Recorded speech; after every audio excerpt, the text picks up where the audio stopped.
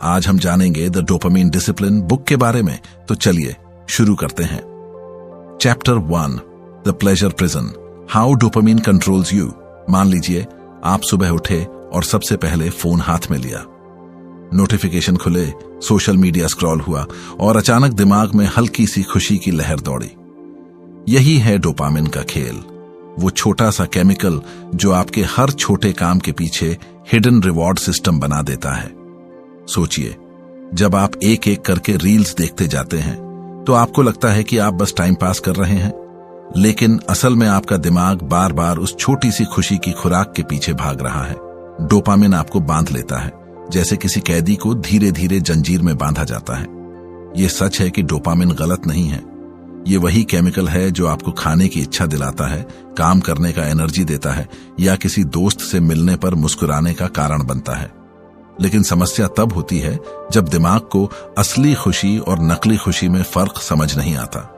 आप सोचते हैं कि आप फ्री हो, पर असलियत यह है कि दिमाग आपकी स्टीयरिंग पकड़ चुका है। कभी ध्यान दिया है, जब आप पढ़ाई करने बैठते हैं या कोई नया स्किल सीखना चाहते हैं तो अचानक बोर्डम क्यों चढ़ जाता है और उसी वक्त फोन खोलना इतना आसान क्यों लगता है? यही है डोपामिन का इम्बैलेंस। आसान चीजें तुरंत खुशी देती हैं और मुश्किल चीजें डिलेड रिवॉर्ड लाती हैं। दिमाग उसी ट्रैप में फंसना पसंद करता है जो उसे जल्दी मिठाई खिला दे। यही वजह है कि बहुत से लोग घंटों गेमिंग में, एंडलेस स्क्रोलिंग में या जंक फूड में खोए रहते हैं। असल में वो किसी बाहरी ताकत से मजबूर नहीं है, वो अपने ही प्लेजर प्रिजन में बंद हैं। दरवाजा बाहर से बंद नहीं है, वो खुद अंदर से ताला लगा चुके हैं। मुझे याद है, एक बार मैंने तय किया था कि पूरे दिन फोन नहीं छूऊंगा। पहले 2 घंटे ठीक लगे, लेकिन फिर बेचैनी शुरू हो गई, जैसे कोई अंदर से खींच रहा हो। बार बार मन करता था बस एक बार चेक कर लूं। उसी पल समझ आया कि एडिक्शन हमेशा किसी सब्सटेंस से नहीं होता। कभी कभी ये इनविजिबल चेन होती है जो खुद आप ही ने अपने दिमाग पर डाली होती है। आपके साथ भी शायद ऐसा हुआ होगा। आपने कहा होगा कि आज से हेल्थी खाना है या आज से जिम जाना है, लेकिन जैसे ही बोर्डम आया आप खुद को वापस उसी पुराने पैटर्न में पाते हैं और फिर गिल्ट शुरू होता है। ये गिल्ट, ये शर्म, ये लगता है कि आप वीक हैं, लेकिन असलियत ये है कि आप वीक नहीं, बस डोपामिन के खेल में ट्रैप्ड हैं। डोपामिन हर बार ये इल्यूजन देता है कि अभी वाला काम सबसे जरूरी है, और जब आप उसका पीछा करते हैं तो धीरे धीरे लॉन्ग टर्म गोल्स धुंधले पड़ने लगते हैं, जैसे जिंदगी में कोई बिगर पिक्चर ही नहीं बचा। यही कारण है कि बहुत से लोग कहते हैं कि उन्हें अपनी जिंदगी पर कंट्रोल नहीं लगता। असल में कंट्रोल खोया नहीं है, बस टेम्पोरेरीली हाईजैक हो चुका है। अब ट्विस्ट यही है कि इस जेल से निकलने की चाबी भी आपके ही पास है। आपको डोपामिन से लड़ना नहीं है, बल्कि उसे समझना है। जब आप जानते हैं कि आपका दिमाग कैसे ट्रिक करता है, तभी आप सही चॉइस कर पाते हैं। हर बार फोन उठाने से पहले अगर आप खुद से पूछ लें कि क्या ये मेरे लिए सच में जरूरी है, तो धीरे धीरे ये इनविजिबल चेन कमजोर होने लगती है। याद रखिए, डोपामिन को पूरी तरह खत्म नहीं किया जा सकता और करना भी नहीं चाहिए। असली बात यह है कि आपको डिसाइड करना है कि आप कब उसे फॉलो करेंगे और कब उसे इग्नोर करेंगे। अगर आप सिर्फ इमीडिएट प्लेजर के पीछे भागते रहेंगे तो हमेशा शॉर्ट टर्म कंफर्ट में फंसेंगे, लेकिन अगर आप थोड़ी देर की असुविधा झेलना सीख जाते हैं तो बिगर रिवॉर्ड आपका इंतजार करता है। सोचिए, क्या आप सच में फ्री हैं अगर आपके चॉइसेस हर बार सिर्फ उसी चीज पर टिकते हैं जो तुरंत खुशी देती है? या फिर असली फ्रीडम यह है कि आप खुद डिसाइड करें कि किस चीज को महत्व देना है। इस चैप्टर का सच यही है, आप किसी बाहरी जेल में नहीं, बल्कि अपने ही दिमाग की जेल में फंसे हैं, और उस ताले की चाबी भी आपके ही हाथ में है। फर्क बस इतना है कि क्या आप उसे इस्तेमाल करने का करेज रखते हैं या नहीं। Chapter 2 PMO and the silent destruction of will power. सच यह है कि बहुत से लोग अपनी ताकत खो रहे हैं बिना जाने की वजह क्या है। बाहर से सब कुछ सामान्य लगता है, लेकिन अंदर एक धीमी तबाही चल रही होती है। ये तबाही है PMO की आदत, जो धीरे धीरे इंसान की विल पावर को खा जाती है। पहली बार जब कोई इस ट्रैप में फंसता है तो उसे लगता है कि ये हार्मलेस है, बस थोड़ी क्यूरियोसिटी, बस थोड़ा मजा। लेकिन डोपामिन का खेल शुरू होते ही दिमाग बार बार उसी शॉर्टकट पर भागने लगता है। हर बार वही इंस्टेंट रिवॉर्ड, वही नकली सुकून, और धीरे धीरे असली जिंदगी के काम बेरंग लगने लगते हैं। आप सोचते हैं कि आप इसे कंट्रोल कर लेंगे। आप कहते हैं बस आखिरी बार। लेकिन दिमाग पहले से ही ट्रेंड हो चुका होता है। आपका फोकस, आपकी एनर्जी, आपकी इच्छा शक्ति सब धीरे धीरे ड्रेन होती जाती है। यह एडिक्शन किसी शराब या सिगरेट से अलग नहीं है। फर्क बस इतना है कि यह दिखाई नहीं देता। कोई बोतल नहीं, कोई धुआं नहीं, सिर्फ आपकी सीक्रेसी। मुझे याद है एक दोस्त ने कहा था, यार मुझे लगता है मेरी जिंदगी रुक गई है। मैं कुछ भी प्लान करता हूं लेकिन डिसिप्लिन टिकता ही नहीं। धीरे धीरे उसने एडमिट किया कि असली वजह पीएमओ थी। वो हर बार खुद को समझाता था कि ये नॉर्मल है, सब करते हैं, लेकिन अंदर ही अंदर उसे महसूस होता था कि उसका कॉन्फिडेंस खो रहा है, उसकी नजरें नीची हो रही हैं और हर छोटी चैलेंज पर वो टूटने लगा है। असल समस्या सिर्फ एक्ट नहीं है, बल्कि वो डैमेज है जो आपकी विल पावर पर होता है। जब दिमाग बार बार इजी प्लेजर का आदी हो जाता है तो मुश्किल कामों के लिए एनर्जी बचती ही नहीं। सोचिए, अगर आपका दिमाग हर बार एक क्लिक से खुशी पा लेता है तो उसे क्यों लगेगा कि पढ़ाई, वर्कआउट या कोई नया स्किल सीखने की मेहनत करनी चाहिए। यही वजह है कि बहुत लोग कहते हैं मैं कोशिश करता हूं पर डिसिप्लिन बनता ही नहीं। ये ट्रैप बहुत साइलेंट होता है, बाहर से कोई नोटिस नहीं करता, लेकिन धीरे धीरे आप खुद को महसूस करते हैं। सुबह नींद टूटती है तो थकान, मिरर में चेहरा देखो तो गिल्ट, और जब अकेले होते हो तो वही अर्ज फिर से आपको खींच लेती है। ये साइकिल टूटना इतना मुश्किल इसलिए है क्योंकि ये सिर्फ हैबिट नहीं बल्कि दिमाग की वायरिंग बदल देता है। कभी आपने गौर किया है कि पीएमओ के बाद दिमाग में खालीपन सा महसूस होता है? कुछ ही मिनट की रिलीफ के बाद गिल्ट, शर्म और लो एनर्जी, और यही गिल्ट दोबारा उसी साइकिल को ट्रिगर करता है। आप कहते हैं कि अब छोड़ देंगे, लेकिन अकेलेपन या स्ट्रेस के समय फिर वही रास्ता आसान लगता है और हर बार आप अपनी ही विल पावर पर भरोसा खोते जाते हैं। एक ट्विस्ट यहां समझना जरूरी है। लोग सोचते हैं कि उनका असली दुश्मन उनका शरीर है, उनकी इच्छाएं हैं, लेकिन असलियत में दुश्मन वो इल्यूजन है जो दिमाग बनाता है कि पीएमओ आपके स्ट्रेस का सॉल्यूशन है। ये झूठ है।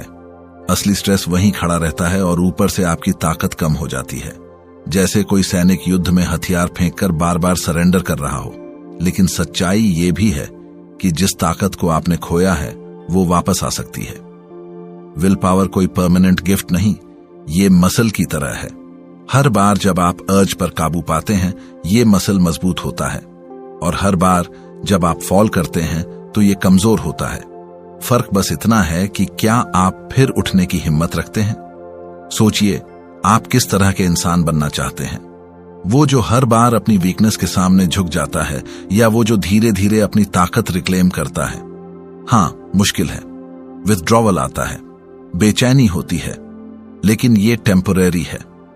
ये स्ट्रगल आपकी जिंदगी का सबसे बड़ा इन्वेस्टमेंट है, क्योंकि एक बार आपने इस जेल से निकलना सीख लिया तो आप सिर्फ पीएमओ से नहीं बल्कि हर दूसरी आदत से भी आजाद होने लगेंगे जो आपकी विल पावर को खाती है। इस चैप्टर की सच्चाई यही है कि पीएमओ सिर्फ समय की बर्बादी नहीं, ये आपकी आत्मा का ड्रेन है। ये आपकी नजर की चमक, आपके सपनों की आग और आपके भीतर की ताकत को चुपचाप खत्म करता है। लेकिन ये लड़ाई हारी हुई नहीं है। असली सवाल सिर्फ इतना है, क्या आप अपनी विल पावर को वापस रिक्लेम करने के लिए पहला कदम उठाएंगे, या इस साइलेंट डिस्ट्रक्शन को वैसे ही चलते रहने देंगे? Chapter 3, detoxing the brain, reclaiming your mental energy.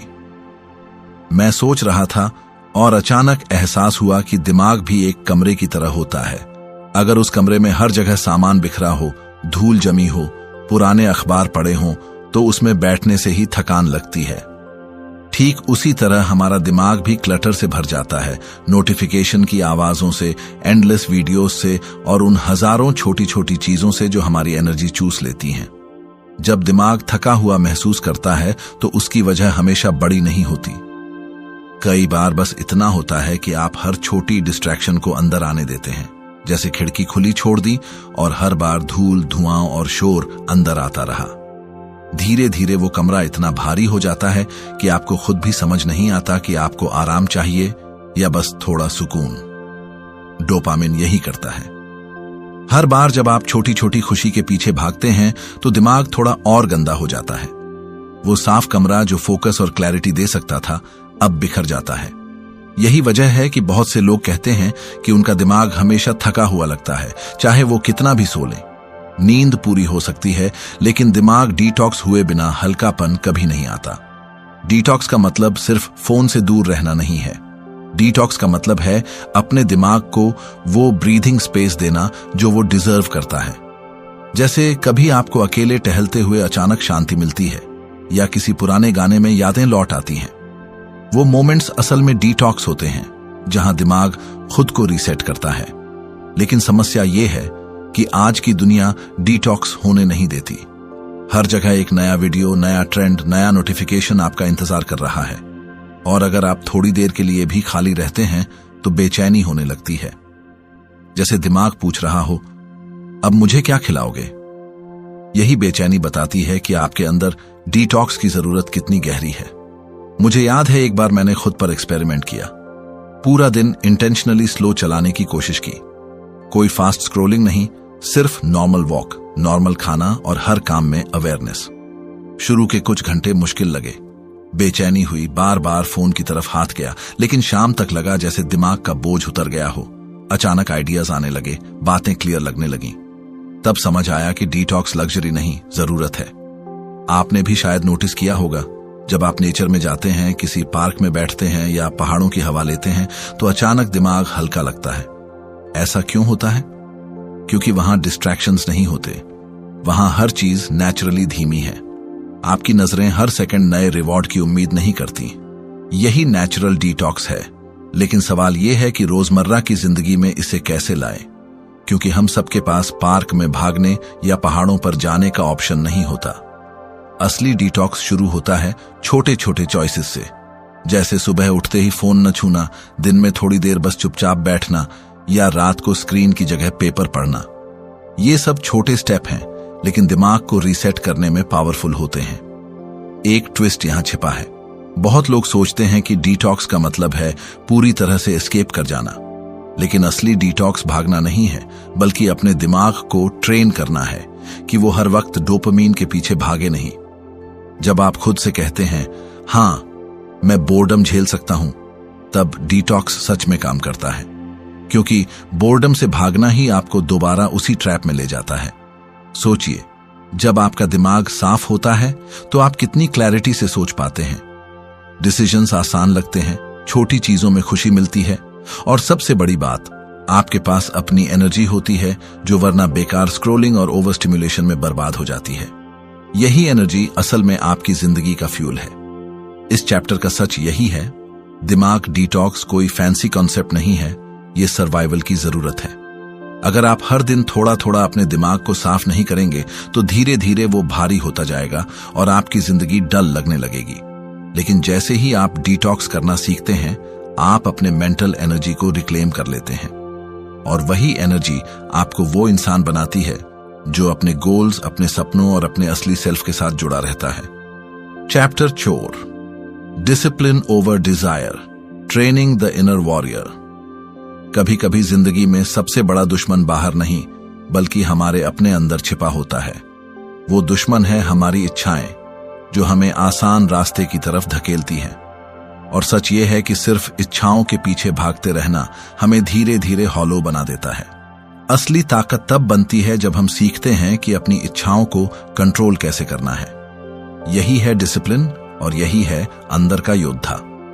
अगर आप गौर करें तो हर दिन आपके सामने 2 चॉइसेस होती हैं। एक तरफ वो चीजें जो तुरंत मजा देती हैं, scrolling, junk food, late night distractions, और दूसरी तरफ वो काम जो कठिन है लेकिन लंबे समय तक आपको मजबूत बनाते हैं, पढ़ाई, वर्कआउट, प्रैक्टिस। डिजायर हमेशा आपको पहले वाले रास्ते पर खींचता है, डिसिप्लिन आपको दूसरे पर धकेलता है, और हर बार जो चॉइस आप करते हैं वही तय करती है कि आप कमजोर होंगे या योद्धा। आपने नोटिस किया होगा कि कोई भी महान इंसान कभी इच्छाओं के गुलाम बनकर आगे नहीं बढ़ा। चाहे खिलाड़ी हो, लेखक हो या कोई विजनरी, सबने डिसिप्लिन की कीमत चुकाई है। ये कीमत है नींद काटना, कंफर्ट छोड़ना और टेम्पटेशन को ना कहना। लेकिन उसी कीमत पर उन्हें वो ताकत मिली जो लाखों लोगों को इंस्पायर करती है। मुझे याद है, एक लड़का था जो हर बार एग्जाम के वक्त कहता, मैं पढ़ना चाहता हूं लेकिन कंसंट्रेशन नहीं होता। असल में उसकी प्रॉब्लम कंसंट्रेशन की नहीं थी। उसकी प्रॉब्लम यह थी कि वो हर छोटी इच्छा के आगे झुक जाता था। कभी फोन, कभी गेम्स, कभी बाहर की प्लान्स। उसकी इच्छाएं उसे खा रही थी। जब उसने धीरे धीरे खुद को डिसिप्लिन करना शुरू किया, छोटे छोटे स्टेप से, तो अचानक उसकी जिंदगी बदलने लगी। वो समझ गया कि इच्छा टेम्पोररी है, लेकिन डिसिप्लिन परमानेंट स्ट्रेंथ देता है। आपके साथ भी शायद ऐसा हुआ होगा कि आपने कुछ बड़ा करने की ठानी हो, लेकिन बीच रास्ते में छोड़ दिया। उस वक्त आपको लगता है कि आप कमजोर हैं, लेकिन असलियत यह है कि आपने अपनी इनर वॉरियर को जगाया ही नहीं। योद्धा तब पैदा होता है जब आप अपने अंदर से उठती इच्छा को पहचानते हैं और कहते हैं, नहीं, मैं ये नहीं करूंगा। उस छोटे से ना में ही ताकत छिपी है। डिसिप्लिन का मतलब ये नहीं कि आप अपनी इच्छाओं को पूरी तरह मार दें। इंसान होने के नाते आपकी चाहतें हमेशा रहेंगी, लेकिन योद्धा बनने का मतलब है उन्हें मास्टर करना। जैसे घोड़े को लगाम की जरूरत होती है, वैसे ही इच्छाओं को डिसिप्लिन की जरूरत होती है। अगर लगाम छूट जाए तो घोड़ा आपको गिरा देगा, लेकिन सही पकड़ लें तो वही घोड़ा आपको मंजिल तक ले जाएगा। एक बार मैंने खुद से सवाल किया, क्या मैं सच में अपनी जिंदगी चला रहा हूं या मेरी इच्छाएं मुझे चला रही हैं? यह सवाल जितना सिंपल है उतना ही चुभता है, क्योंकि हम में से बहुत लोग महसूस करते हैं कि हम कंट्रोल में नहीं हैं। हम कहते हैं कि हम चाहें तो बदल सकते हैं, लेकिन हर बार वही पुराना पैटर्न रिपीट होता है। यही वो पल है जब इनर वॉरियर को जागना पड़ता है। आप सोचिए, अगर किसी युद्ध में सैनिक अपनी इच्छाओं के आगे झुक जाए तो क्या होगा? अगर वो बोले, मुझे आराम चाहिए, मुझे खाना चाहिए, मुझे अभी मजा चाहिए, तो वो कभी जीत नहीं सकता।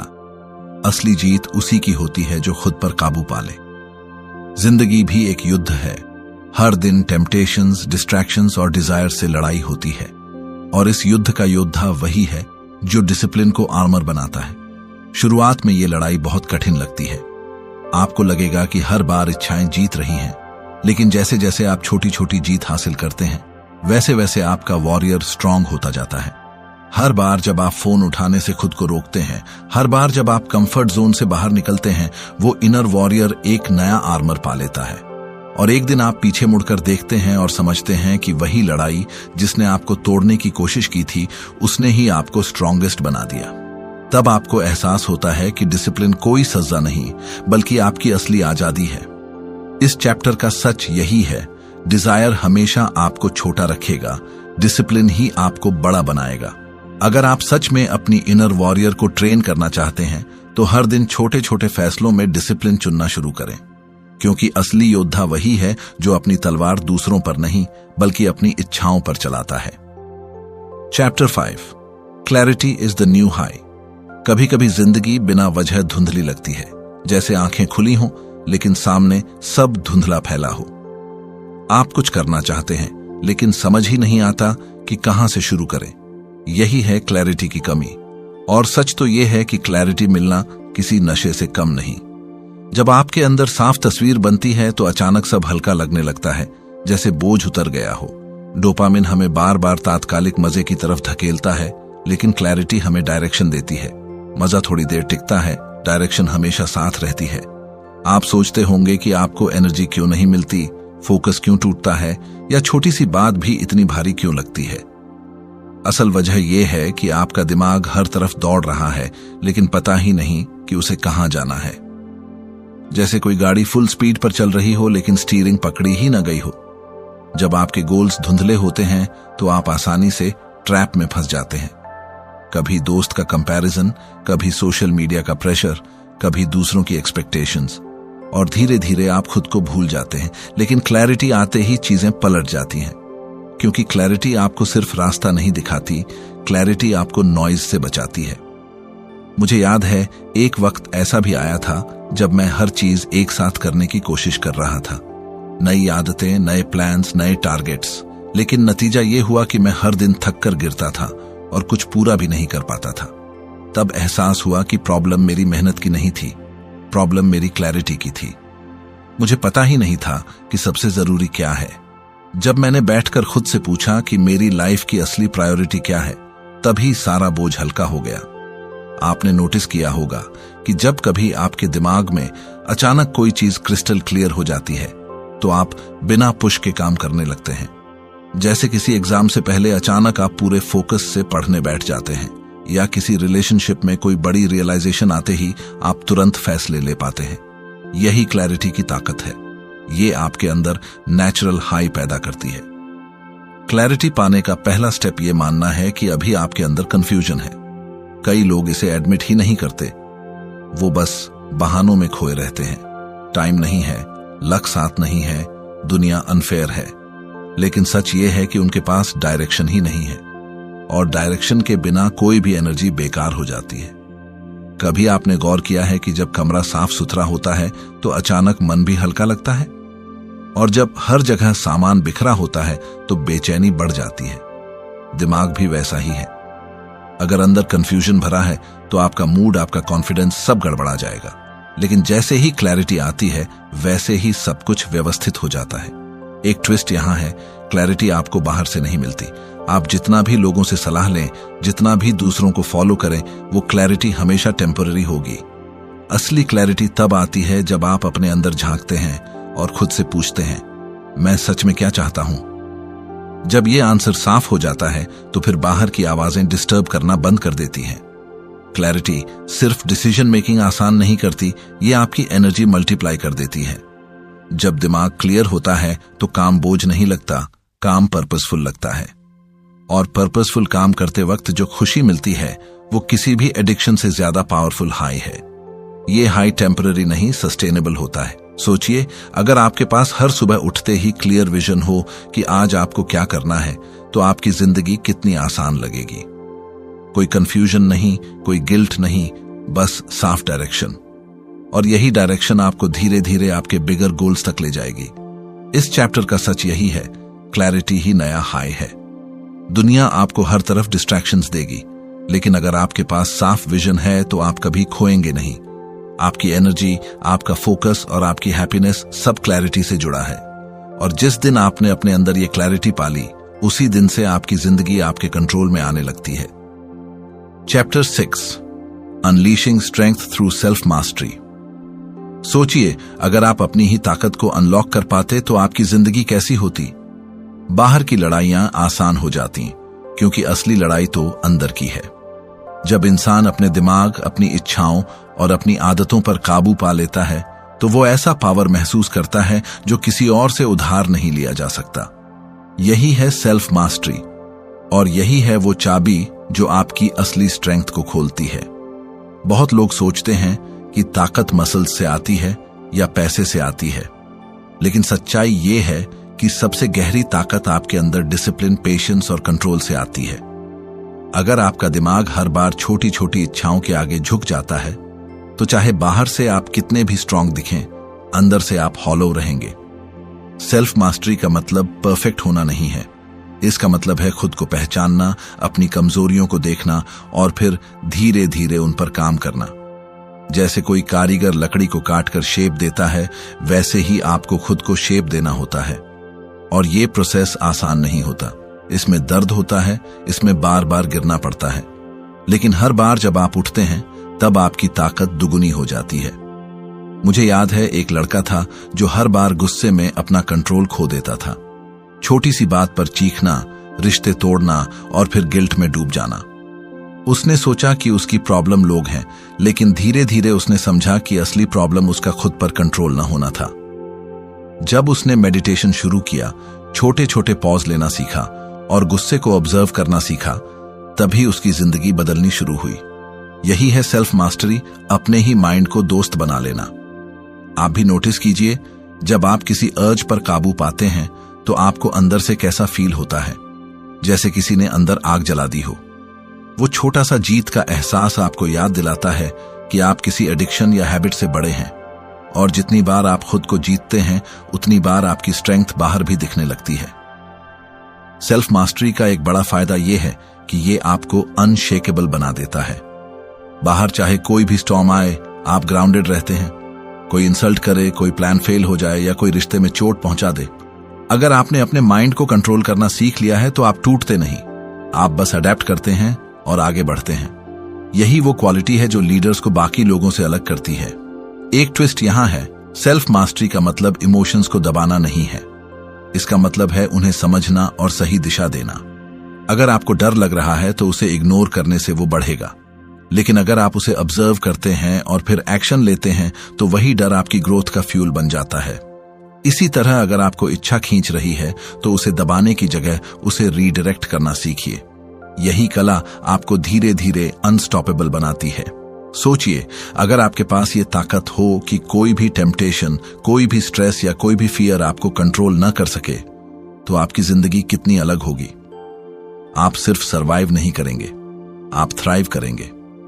आपकी एनर्जी सही जगह बहेगी, आपके गोल्स क्लियर रहेंगे और आपका कॉन्फिडेंस नेचुरल लगेगा। इस चैप्टर का सच यही है, स्ट्रेंथ बाहर से नहीं आती, स्ट्रेंथ सेल्फ मास्टरी से आती है। जब आप खुद के मालिक बन जाते हैं तभी आप दुनिया के सामने खड़े हो सकते हैं। और ये जर्नी किसी और के लिए नहीं, सिर्फ आपके लिए है, क्योंकि जीत भी आपकी होगी और हार भी आपकी होगी। अब मैं आपसे एक सवाल पूछना चाहता हूं, क्या आपने कभी ऐसा मोमेंट महसूस किया है जब आपने खुद पर काबू पाया हो और अंदर से एक अजीब सी ताकत जगी हो? कमेंट में जरूर लिखिए, क्योंकि आपकी कहानी किसी और को भी इंस्पायर कर सकती है। और अगर आप चाहते हैं कि ये जर्नी आपके साथ बनी रहे तो वीडियो को लाइक और चैनल को सब्सक्राइब कर लीजिए, क्योंकि यहाँ हर वीडियो आपको वो क्लैरिटी और ताकत देगा जिसकी आपको जरूरत है। आपकी ग्रोथ की ये लड़ाई अभी शुरू हुई है और मैं चाहता हूं कि आप इसे जीतें।